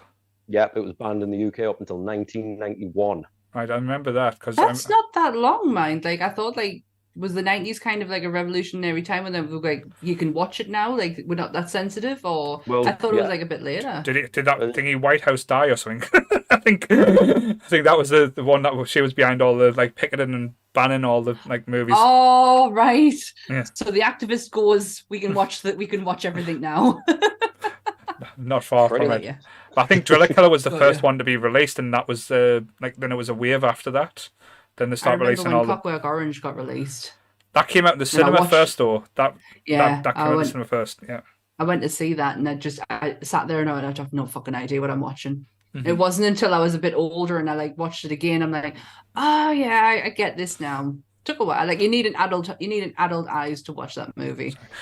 Just in the chat, Legend, we are talking about our top 5 British movies. So thank you for joining us. Thank you. Just with you asking what's everyone talking about, just in case you thought it was just 3 random northerners just talking about Borstals. But yes, we're talking. Yeah, Prism. Ray Winston. He's in there. That turns out to be one of my porn bots.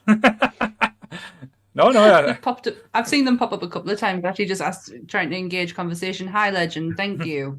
Cool. Sup, dude? So yes, Scum. That interesting. I knew some nasty ones were going to be on the list there, but I totally forgot about Scum. But I remember watching it. It did scare me a lot as a kid. I think it was shown on Channel 4 as well when it was unbanned. I think it got a Channel 4, but a lot of the stuff was cut out as we found out going forward. But if you do watch it now, there's a lot more in the movie and stuff like that. I think it's on Film 4, or you can probably just watch it on demand at somewhere. So if you were going to watch it, again, it's not a nice watch, but I think it's very much of the time. I would say give it a watch and experience it. I think I'm gonna take Grant's advice. I'm gonna sit this one out. I trust what Grant says. If Grant is telling me that this is terrible, is that because Grant's the daddy? Is he? Well, he said it. Oh, Sammy. Oh, we went to them levels now. We are getting. It's not even. I'm gonna rise above it. Yes. Is that because your wife's there? I'm only kidding. So, moving on to Sammy's next pick. Yeah, this one, mine's going to take. It's almost lighter and fluffier than yours, but it's not a nice story, and it's really recent actually. It's from 2014, and it's Pride. Ah, I like this film. I fucking love this movie. Grant looks very confused. I'm not sure if I've seen it. It's about I tried to describe it earlier and it did not come out great. So it's quite apt. I just couldn't. So the main guy, Mark, I can't think of his surname. He is the head of a community of LGBTQ people, and they have organizations where they raise money for their group, and he starts to realize that they actually, for the time, because it's set in the 1980s, for the time they're actually getting left alone by the police. Like the police are just not bothering them, and he starts to wonder why, and he realizes because they're actually going after the miners. So they decide that they are going to find a mining community and just solely donate to them. And it is an absolutely beautiful story with Paddy Constantine playing the Welsh mining head. Like he's the head of the It's like the head of the union type thing. Like, yeah, uh-huh. And you've got Bill Nye in there. You've got Imelda Staunton, who just is absolutely fabulous. It's such a beautiful story and such a true story as well. It was a true story. That's what I liked about it as well. It's fluffy. Like say, it is. I think it came out like in the wave. There was a lot of things. I think what was the TV show? Because it starts there's a lot of shows and everything that starts showcasing like gay culture and stuff like that. Yeah. What was it? Was it Queer as Folk? Mm. Queer as Folk came out, and that totally changed the landscape. And then, because to be honest, if we didn't get like things like Queer as Folk, we wouldn't have got stuff like was the 90s. Yeah, but like say that kind of paved the way. Then like films like this wouldn't be showcased as much. Good God, no, absolutely not. No, you're right. Weird fact on Queer as Folk. The first time an ejaculate had been shown on British TV. Never. Yeah, it's done as a shadow scene in one of the episodes where you just see it and you see. I've got them on DVD. I fucking love that show so much. Yeah, it's the first time it ever been shown on screen. Oh. Anthony Cotton's Alexandra was one of my heroes. I absolutely love that character so much. Jizz facts on Nerdy Up North. Yeah. Keeping it real on a Sunday. Yeah. But the Dominic West, who is absolutely amazing in this movie, plays the guy who was the second person in the UK to be diagnosed with HIV. He was HIV positive. He is still to this day alive, all because he smokes medical marijuana. I couldn't even say it. He had literally, they show you him, he's constantly lighting up, he's constantly rolling, constantly lighting up, and it's been I don't want to say proven, but that is probably one of the benefits is he's kept himself fit, he kept himself healthy, and he smoked medical marijuana. And he's still alive today. He's still still an activist today.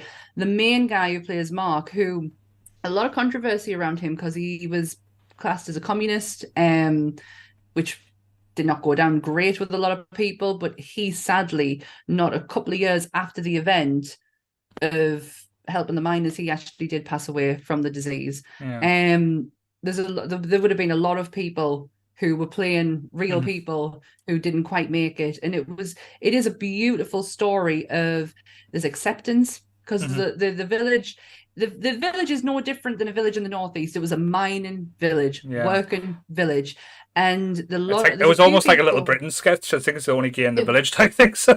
Yes, it was. And then you have this van of very eccentric people to these people coming into their village, and there was some characters who didn't accept them, but there was the most unlikely who did, like Imelda Staunton from House. She was so like harsh faced that I was like, oh God. That's just the same in normal life, though. You always find that, though. It's the people that you don't expect to be the most close-minded, but then the people who you think, oh, they wouldn't accept me for anything who I was, be the ones to put your arms around you and give you a hug type thing. So you do Bill find Nye and Bill Nye's story is just absolutely beautiful. He's not the Bill Nye that you expect to see. He's very shy, he's very closed off, and there's a very good reason for that. And it's just a beautiful revelation.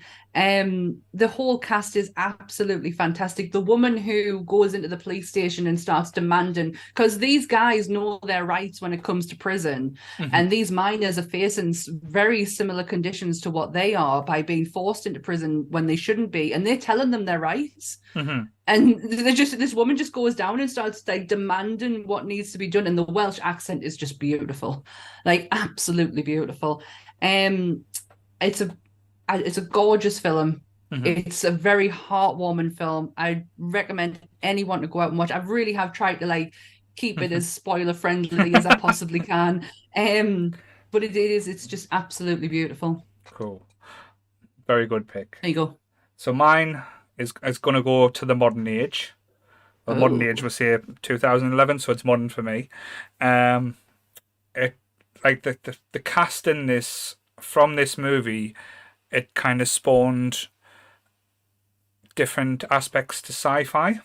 So we got people that from this movie that kind of have went along and revolutionized the sci-fi industry. Intriguing. So this is the first film that gave us Jodie Whittaker, the Doctor Who, and this gave us John Boyega. So this was Attack the Block. Oh my god, Attack the Block! Ah! Now, I wasn't yes. expecting this movie to go down, because when the trailers came out, it was one of those where they had great marketing, so they didn't show you for all that was going on. You just knew that was like kind of like a spacey type thing. But having these alien beasties attack, like say, like central, like rundown London type thing, having these young kids who perceived as bad lads, but they're not. They're just basically creatures of their environment, and how they react to an alien invasion, and how, like say, they try and help and change and stuff like that. I absolutely fucking loved this movie. I thought it was as entertaining as hell. The monsters were fucking amazing. Them beastie monkey, glow in the dark teeth type things were just hilariously and spooky at the same time. But like, give us like John Boyega, he showed us in that film what a fucking star he was, and we got a glimpse of it in the Star Wars universe as well. It's just a shame he was misused later on, but absolutely, that man, like say, I know I don't want to call him a boy in this, because like say, that's what he was. He was a man, and the star power he gives in this, and just looks and visions, was just breathtaking.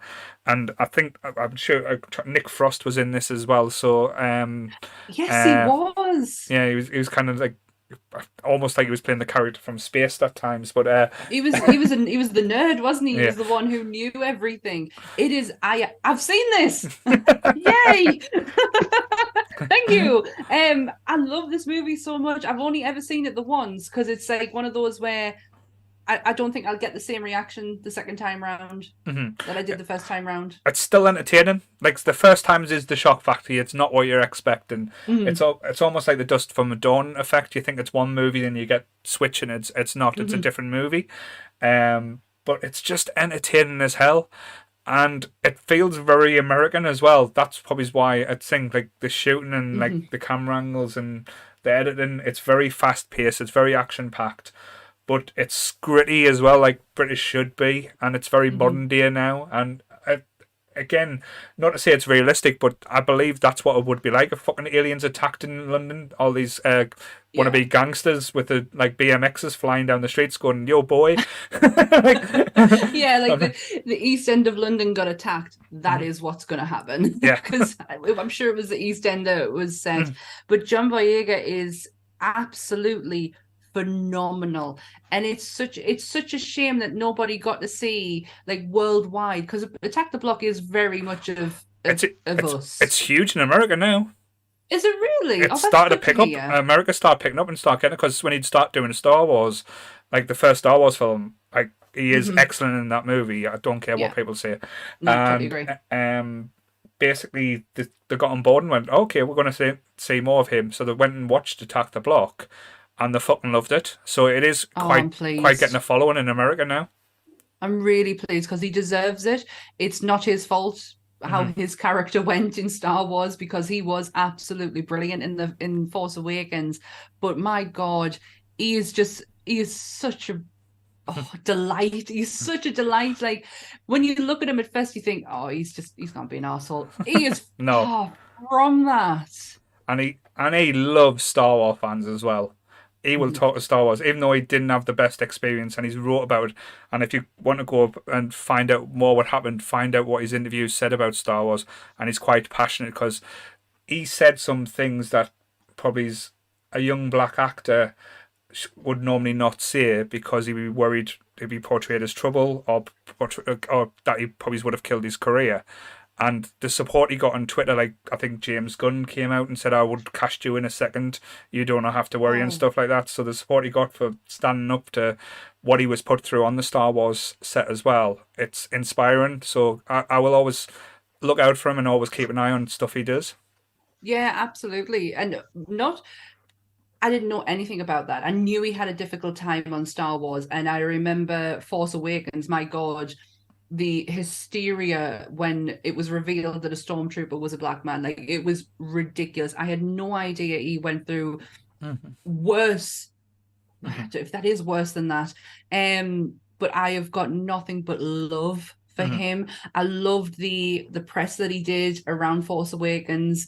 He just comes off as an absolute ray of sunshine, and he had a very difficult upbringing. I think he was a witness to quite a famous murder in the UK. I'm not too sure about that. It was a young kid who got stabbed, and I'm sure John Boyega was either there or he was related to him. Really difficult, but to bounce back and then become just this beautiful person, love it. You've all gone quiet. No, just listen to what you say there. Good choice. Yeah. What about you, Grant? Oh, fucking hell. What?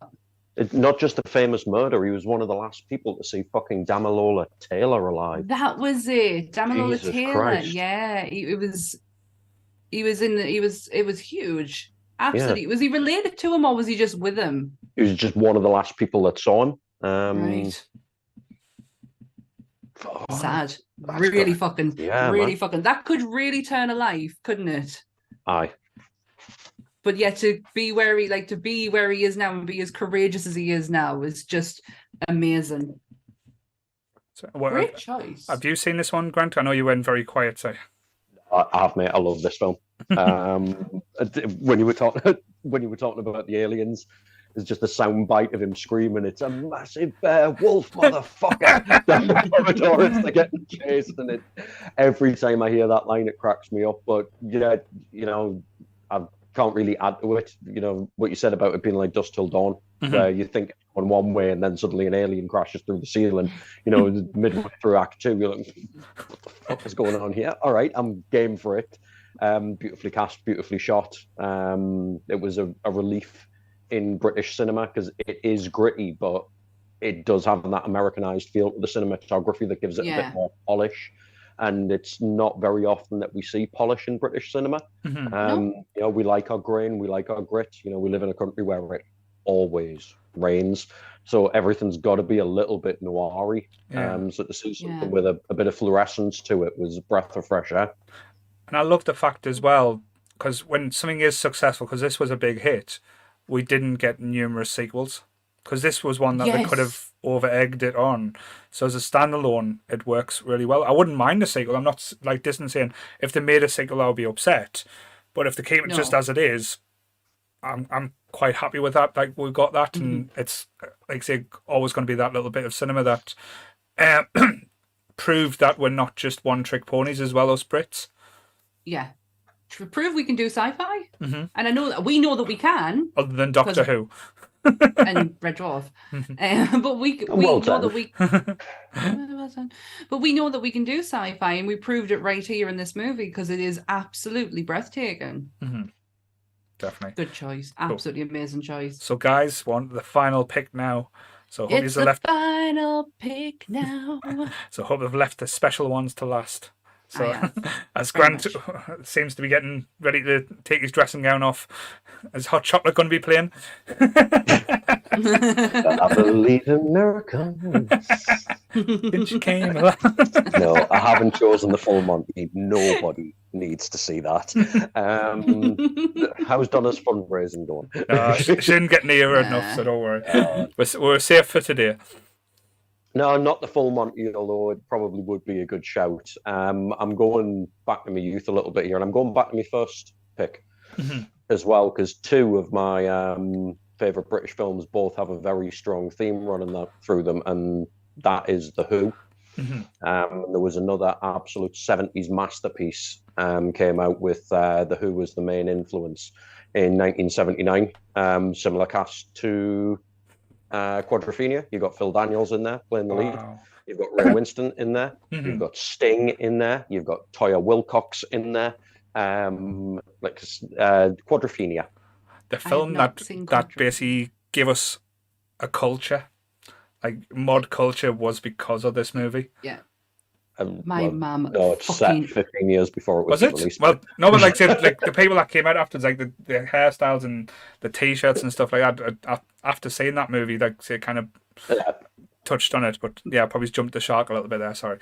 No, I get what you mean. No, it's kept, that film has definitely kept mod culture relevant. Mhm. I think it would probably be one of those kind of fashion things that had disappeared into history if it hadn't been for Quadrophenia coming out in 1979.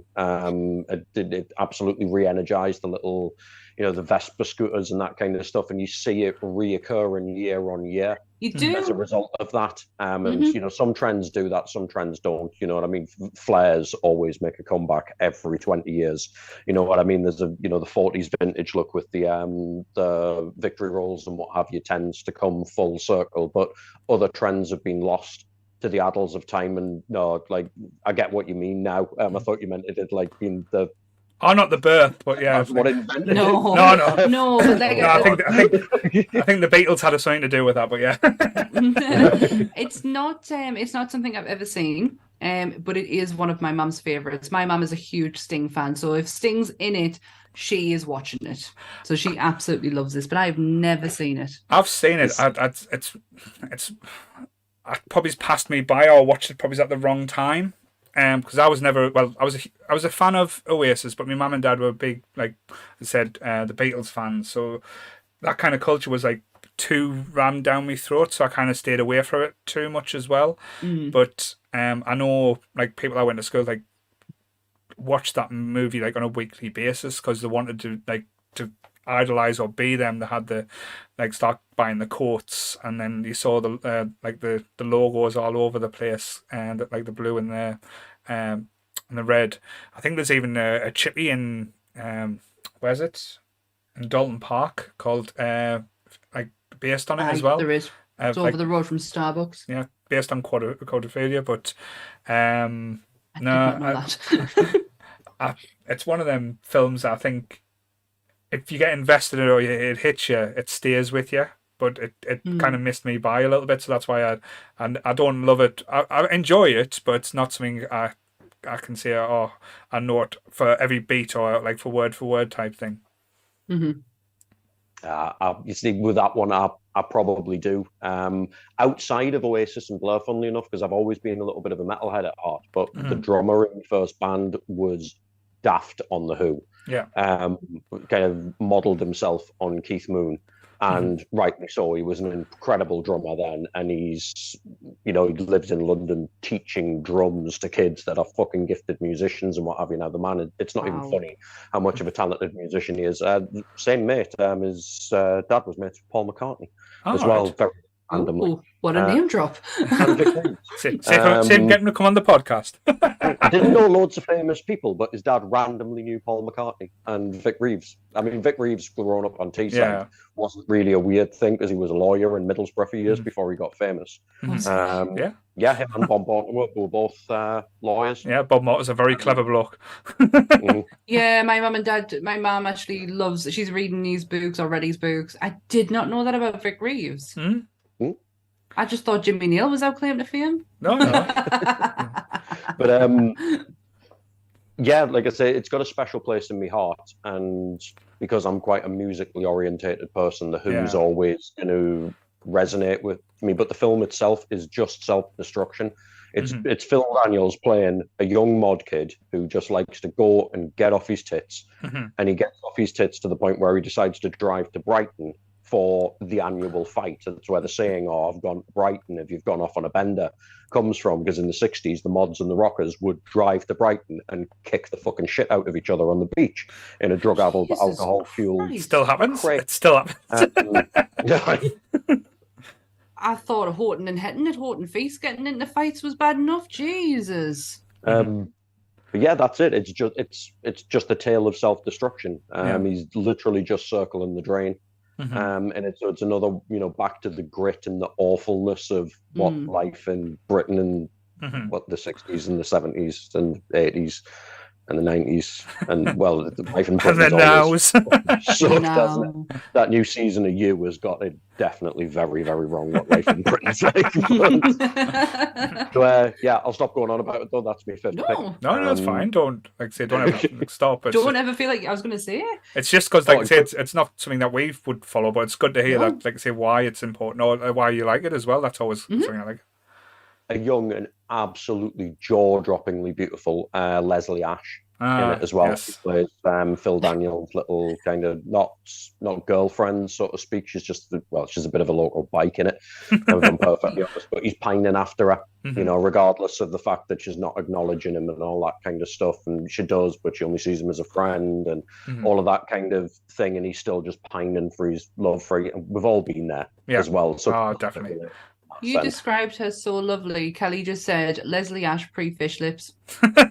just before you mentioned her name, but then you described her so lovely. Well, we all remember as Deborah and Men Behaving Badly. And Yes. she was Absolutely. flawless in that as well.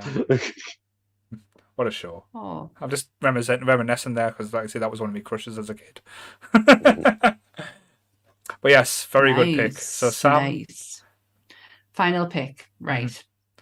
This one is incredibly important to us, and I'm probably going to let on more about myself than what I want anyone to know, or if I haven't already told it people before. This is from '96. Can't remember who directed it. Don't really care. It's again stars Ewan McGregor and it stars Tara Fitzgerald. If nobody knows who Tara Fitzgerald is, I spoke to her in length today about on the Game of Thrones podcast. She plays Selyse Baratheon. Hell of an actress. And it's Brassed Off. Right. I think you've talked about this before. I think Potentially. yes, I think This is why I'm not too. I can't remember if I had or not. Yes. I was on the episode as well, I think. I remember that conversation. I can't. There's a lot I've talked about, and I just can't remember at this point what it is I've told people and what I haven't. I was a We know trombone everything. player. Yes. We know it all. We are Legion. Yeah, I was a trombone player back in the day. And Brassed Off, you would think Brassed Off is special to us because I was a trombone player and I played in bands. I actually played with the band who is in Brassed Off. All right, I thought you were going to say something else. I was going to say Shadow No. Magic. She knows different tricks how to play the trombone. If you ask her to do that when she's drunk. It's a good job I don't drink. It's a good job I live that sober life. No, I actually played with the band that is in Brassed Off. The people who are genuinely playing the instruments, I played with them. They are an absolutely fantastic, lovely people. Do not make a joke about that. I see you. You think I can't tell? You're just about like lean into your mic. I was Go on, just what were you going to thinking, say? I was going to say don't I was trying to be nice. Said when she says played with them, she was playing with instruments, not the way that Goodwill thinks. Oh, you were just trying to point out the actual. Yes, you weren't going around skiing with them all. No.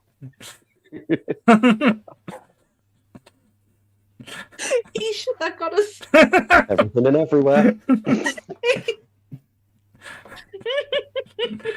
Oh no, it got us. No, I did not. You've just ruined like such a lovely moment. My job is done, Brassed Off. guys. Oh, So yes, Brassed absolutely Off. You played with the band. You didn't do yeah, anything. I played with- You No, had nothing like that. Yeah. I played with the music. That was about it. But just going to the film itself, I generally love it. It is very much of where I live. I come from a mining village that did have its own colliery band. One of my mum's uncles was actually the head of Hetton Silver, who was which was huge in colliery band playing. I can't. This is so nerdy. It's like this. I have reached a level of nerdy I never thought I would do. But yeah, that was my life as a teenage girl. I was playing in colliery brass bands. It's nothing to be ashamed of. Like say, it's all good. Like say, It was my life. Like I can't. You played bands. I did erase it. sports. It's nothing to be ashamed of.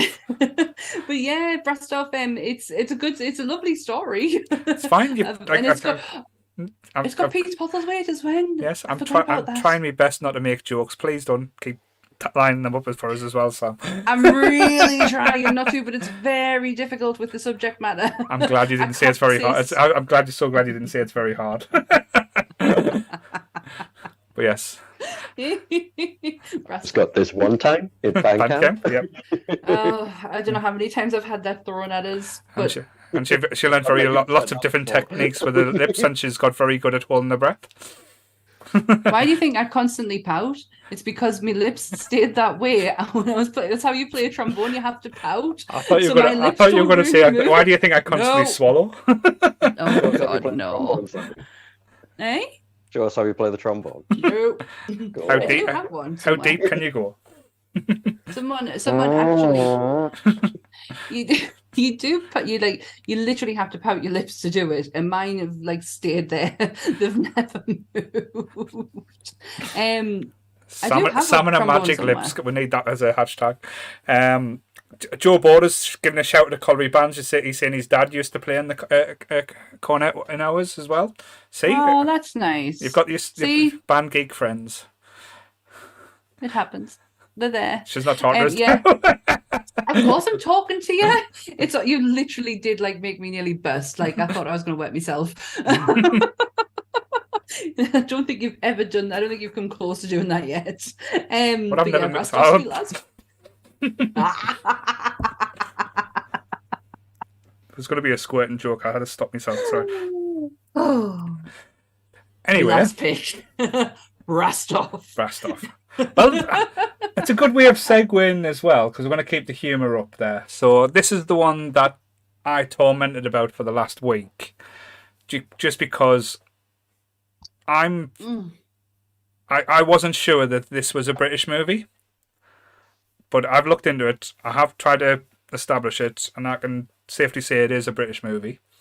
Mm-hmm. Just because a lot of the cast in it is American, and the humour in it is very British and American at the same time.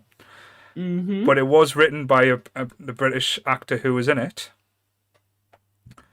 and it was 1988, starring John Cleese, Kevin Kline, Jamie Lee Curtis, Michael Palin. Oh. A Fish Called Wanda. I would have so said this was British. I wouldn't have even Because it's very filmed American style, even though a lot of it, and the humour in it as well. Like Kevin Kline, and like when you think of it, you think of John Cleese and Kevin Kline, and like say Jamie Lee Curtis, but it was wrote by John Cleese as well. And I know it's very Monty Python-esque without going as far, but Michael Palin in that when he's stuttering and Kevin Kline's eating these fish and sticking chips with tomato ketchup up his nose is one of my cinema highlights, and where I got a lot of my humour from as well, just how daft as a brush this was. But I adored John Cleese. Like, this was my gateway into John Cleese, from finding out about him, watching this for the first time, then going to Fawlty Towers, then watching Monty Python, and seeing, like, backdating all the stuff I probably wasn't allowed when I watched when I was younger, because a lot of the humour. I know Fawlty Towers was on, but I was like, oh, I don't want to watch that. It looks stupid. But after seeing this, I was like, this guy is hilarious. I need to see more of John Cleese in my life, and I fell in love with John Cleese in this movie as well. I've never seen it. Really? Shocker. Absolute shocker. But I get what you mean about John Cleese. And I think I appreciate him more as an adult. Like, I loved Fawlty Towers as a kid. Like, I absolutely adore that program. But as an adult, I'm now starting to get Monty Python because I've never understood it. Life of Brian, I absolutely adore. Just because of it holds very fond memories with me and my dad watching it, or me and the family watching it, to be fair. But I never got the Python humour. It's not my humour. I think this is a gateway into Python, because it's got the Python notes, but it's very not Python at the same time. Right. This is, like, say, not Terry Gilliam. Terry Gilliam, is that right? Yeah. Python. This is, like, you can tell when different people got involved with different skets with Python. This is the Michael Palin and John Cleese Python aspects, like the silly Britishness, right. just absolute ridiculous. And Calvin Klein, like, I know he's done some decent and some bad movies after this, but this is the movie you watch him, you think he's going to be a fucking star, because he's so entertaining and he lights up the screen every time he's on, and he's the way he bounces and plays with the actors. And, like, say, Jamie Lee Curtis is absolutely stunning. like phenomenal in this. Is like every much of a sex symbol that you've seen, like from Trading Places or even True Lies type thing. She's absolutely beautiful in this movie, and it's just so much fun. That's probably the best way I could describe it. It's just fun. It's a fun bank holiday Christmas movie to watch. I think I'm going to give it a go because, like I say, I am starting to appreciate John Cleese, and it's very recent. Footage of his, the guy who passed away who played Brian, part of the Pythons. Yeah. They didn't go to his funeral because it was about him, not them. Yeah. And they would have made it about them, so they didn't go. But what they did do was hold a memorial service for him, for his friends. And John Cleese got up and did a speech. And it starts out your typical memorial, like, we're going to miss him and blah, blah. And then he just goes off on this absolute... It's comedy gold. It's somebody's memorial service, but very fitting to the person who he's memorializing. Like, it was beautifully funny. And I was like, Jesus Christ, he's made me piss my pants laughing at a memorial service. Like, what else can this man do? Like, he always got us in Faulty Towers, but it was silly humor. Yeah. And I always thought Python was very adult humor. Well, this and is like now I want to get on that level. Yeah, this is like the bridge between. It's like very silly humor, like the jokes about fish and chips. Like I'll not spoil it for you. I probably already have. No, I have a shit memory. You know this. I'll not remember.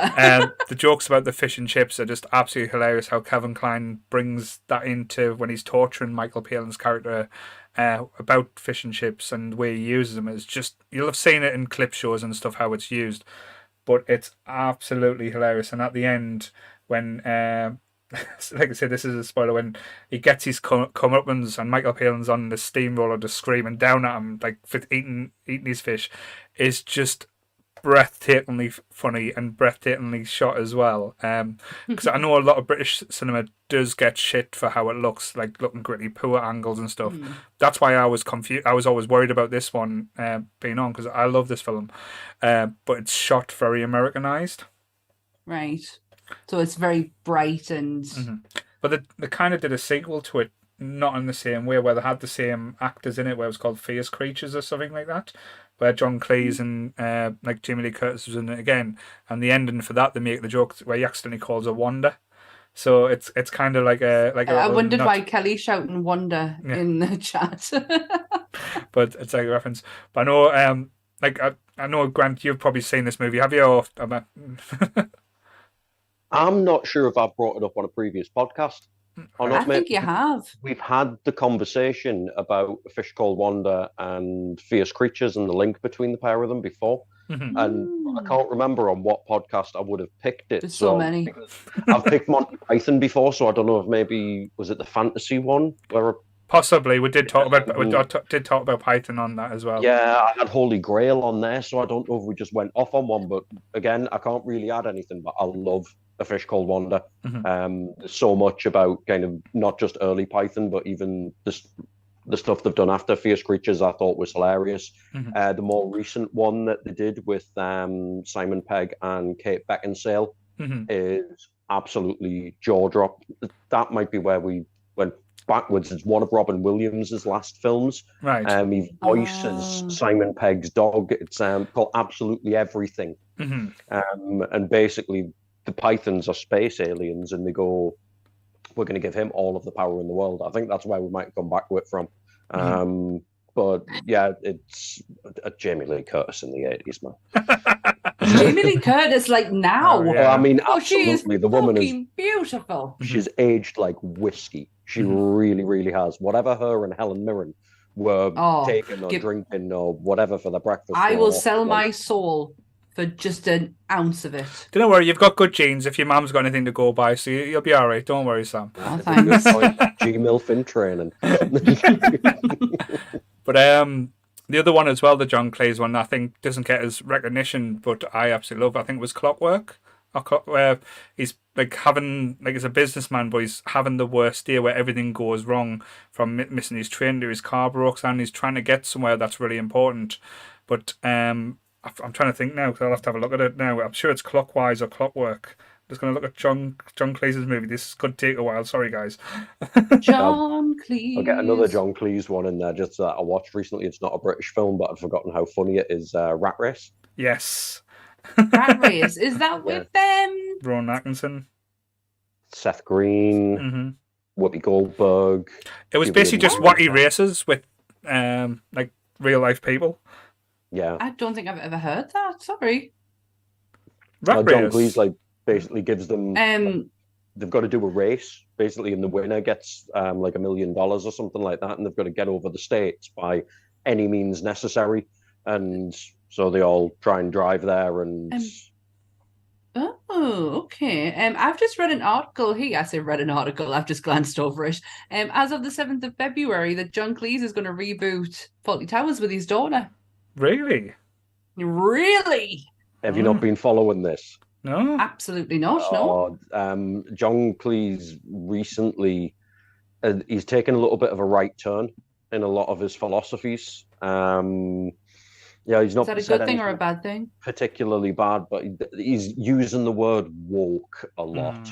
Oh, right. When he's angry, and it's just kind of like, you know, come on, man, you're getting a little bit too deep into some of this shit. You know what I mean? Yeah. I know he was very much against cancel culture, so that was where he was coming out, and he tried to stay on that point, which it started off. I agree with, and then it's going, whoa, where are you going? Yeah, I'm absolutely against censorship in all of its forms. But he's kind of perceiving censorship. You know, he went online and started screaming on as to why the BBC hadn't shown any Monty Python in so long. Everybody pointed out that it's because he sold the rights of all of it to Netflix. Yeah, that's why it's not on the BBC anymore. It's like, you know, come on, mate. You know, senior moments. Sit down. No, the other movie was Clockwise. That was the one where he's just having the worst day ever. It is complete Monty Python John Cleese in it as well. So it's basically he's like playing a school headmaster as well. But yeah, so that was the one I was hinting at. But yes, so that was my last and final pick: A Fish Called Wanda. Awesome. Amazing pick. Hellish picks, really good picks. And interesting as well, that would like say, because it's been a while when we've been doing the top fives that we've had joint the same picks as well. So why are we getting super clever, or we're getting to know each other and know who's going to pick what now? Well, I thought I had you figured out quite early on, and I was very fucking wrong. I'm surprised every week when we do these that I think the only time where I've ever had an experience where I've not been able to get a pick out was the action hero one when Jake first came on. Yeah, Jake fucked you. Not literally, but just, yeah. No. I mean, honourable mention, mate, because when I was talking about Human Traffic, and I said, I don't think you might not have the same pick. That wasn't the film that I was thinking of. When you said Trainspotting. I thought you were going to say Kevin and Perry Go Large. Fuck yes, that film is so funny. I thought the film was funny, but I loved Harry Enfield's sketches a lot more. So it wasn't quite the same. But the other one that I was going to add, it was quite a modern one. Like I say, I do like Guy Ritchie, but I absolutely fucking love Snatch. Snatch, that was the one that Ant said I should have put on instead of Gosford Park. He said I'm doing myself a disservice because it's one of my favourites. Yeah. And The Gentleman. The Gentleman was okay. But, I love The Gentleman. The Gentleman. I absolutely love that movie so much. Rock and Roller was better. I've never seen Rock and Roller. But yeah, I thought you would have went very classic British horror though. I thought you would have had like some pasty cushion movies in there or something like that. No. Devil Rides Out nearly made it for me. Sorry? Which one? The Devil Rides Out nearly made it for me from the Hammer generation. I've got some fond memories of that from when I was a kid. I think when I was going to look into the Carry On films as well, but there's so many and stuff. It's more just like a list of ones. I couldn't really pick one that stand out. I am not a Carry On person. I am not a Carry On fan at all. I just didn't get it in the slightest. I was trying to think, Kev will be remiss if we don't mention Dog Soldiers. I think He's still screaming at us now. He's probably like sitting in his house like, why, God, why did they not choose this movie? because we would know if you were on it, you would have picked it. But it wasn't in my top 5. Because the last 10 seconds spoils the entire bloody film. You can say this now, Kev's not here. You think it's all over? It is now. It's like the minute he opened his mouth and did that quote, I was just like, fuck. It is interesting, like, say, Ruined. the different people that were on. I know if my wife came on, like, say, films like 28 Days Later, Four Winds and a Funeral would have been fired off instantly. I did think Withnail and I might have been, like, in someone's pick, but again, that Never seen it. probably missed me by as well. I didn't love it, even though I love Richard E. Grant. It wasn't one of the movies, but I was expecting, like, Shaun of the Dead as well to be fired in there at some point. I did contemplate like Shaun of the Dead, Hot Fuzz, especially Hot Fuzz, because Hot Fuzz just does not get the attention it needs. It is so funny. But I was just thinking, we've done them. We did the Cornetto trilogy. We've talked about our loves for it. Then that just clears space up for something else I've not talked about, like Calendar Girls. So that was my thought process on not picking any of the Cornetto trilogy. I went to the ones that, like, when I thought about had the most impact and the ones that kind of resonated with us still.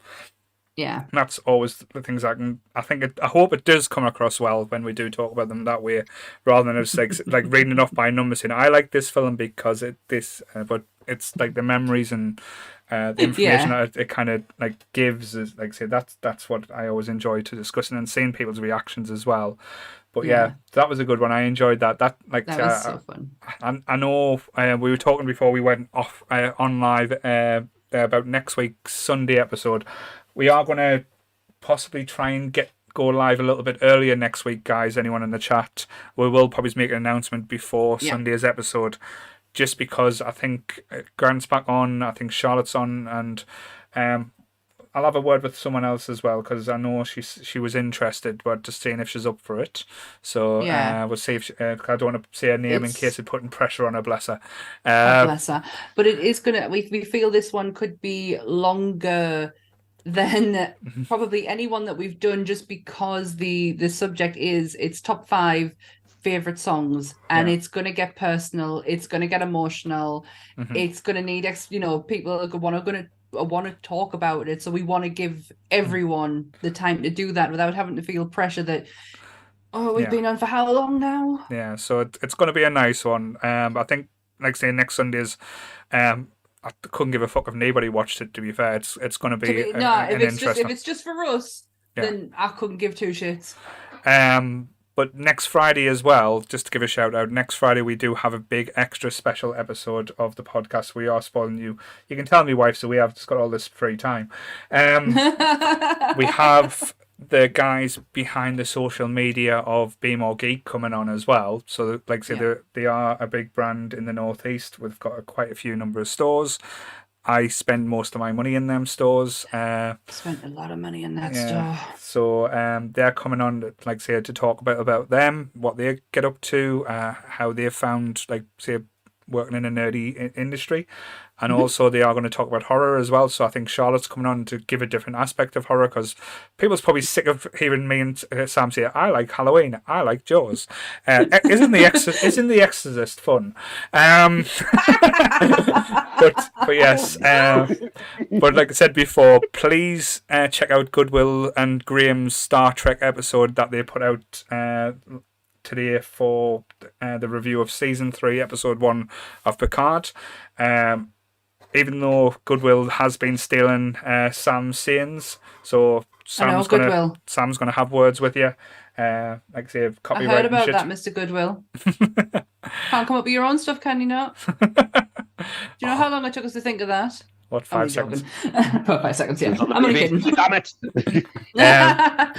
And the Maiden and the Bear did their episode of. Let's just call it what it is. It's a Game of Thrones. It's the Nerdy Up North's Ice and Fire podcast. It's exclusive to Patreon, but the first episode is available on YouTube if you want to go and watch it and see what you're missing out on, because it is very good. And it only costs £2 to subscribe to our Patreon, so it's not much money. £2. Yeah. £2. and you get to hear me waffle on about Game of Thrones. What? Come on. Or Worth it. if you're Lee and you like they've put going to Goonie level, which was £20, Lee, you don't have to pay £20 a minute. You can knock it down a bit. You can very much so, Lee. We appreciate it, but you can. But yeah, we've got Friday. Be More We've Geek got Be More Geek. We've got Sunday. We've got top 5 songs. I'm going to be having a consistent recording for Game of Thrones now every Thursday night. For the moment. Yes. For the moment. And, sorry. And Grant, have you got anything you want to plug? Because I know you've been doing a lot of stuff with the band. Well, yeah, the EP's out and people are listening to it, so that's all good. I'm not even going to try and translate the name of my band onto here in order for people to look for it. Can you just say it for me? Acherontia Sticks. Thank you. It is. I listened to. I think you just put it up on Instagram. A song up on Instagram, and I absolutely fell in love with it. But I'm not gonna lie, it did help that I could see the lyrics. At first, because my ears couldn't quite tune into it, but after that, oh, Grant, beautiful lyrics. I'm going to soundbite that as well, just put as a ringtone. Oh, Grant. Oh, Grant. I've already recorded it. Just gonna put it on repeat. But yes, after the top 5 songs, we are having a Batman talk. The Batman, you say? We're going all Batman? Yes, we'll do our Batman voices during the podcast where Jake, Kev, and the lovely Steph is joining us again from the Castle Coven Gaming. So when we told her we were doing a Batman episode, she pretty much demanded to be on there. So yeah, so this is what happens when you come on as a guest. You just want to come on and do more. We're that good. Yes, and so we'll hopefully have a few more surprises coming away. I know. Yeah. Me and Jake, probably Sam will come up. We'll try and drag Sam on again when the wrestlers want to come on to talk to us all about wrestling, the independent wrestler gig that's come. That's fine. And you're a busy girl, though. I just don't want to put too much pressure on you. No, put me in. I want to talk with the wrestlers. I'm really excited for that. You want to get oiled Don't up ever as well. kick me out. don't ever put Sammy in the corner. But yes. So I know it's been a long one, guys, and it's been a long weekend of a lot of content. So thank you for everyone who keeps listening to us and keeps participating. You are the real superstars, not us. But yes, same bat time, same bat channel. Stay nerdy, everyone. Bye. Bye.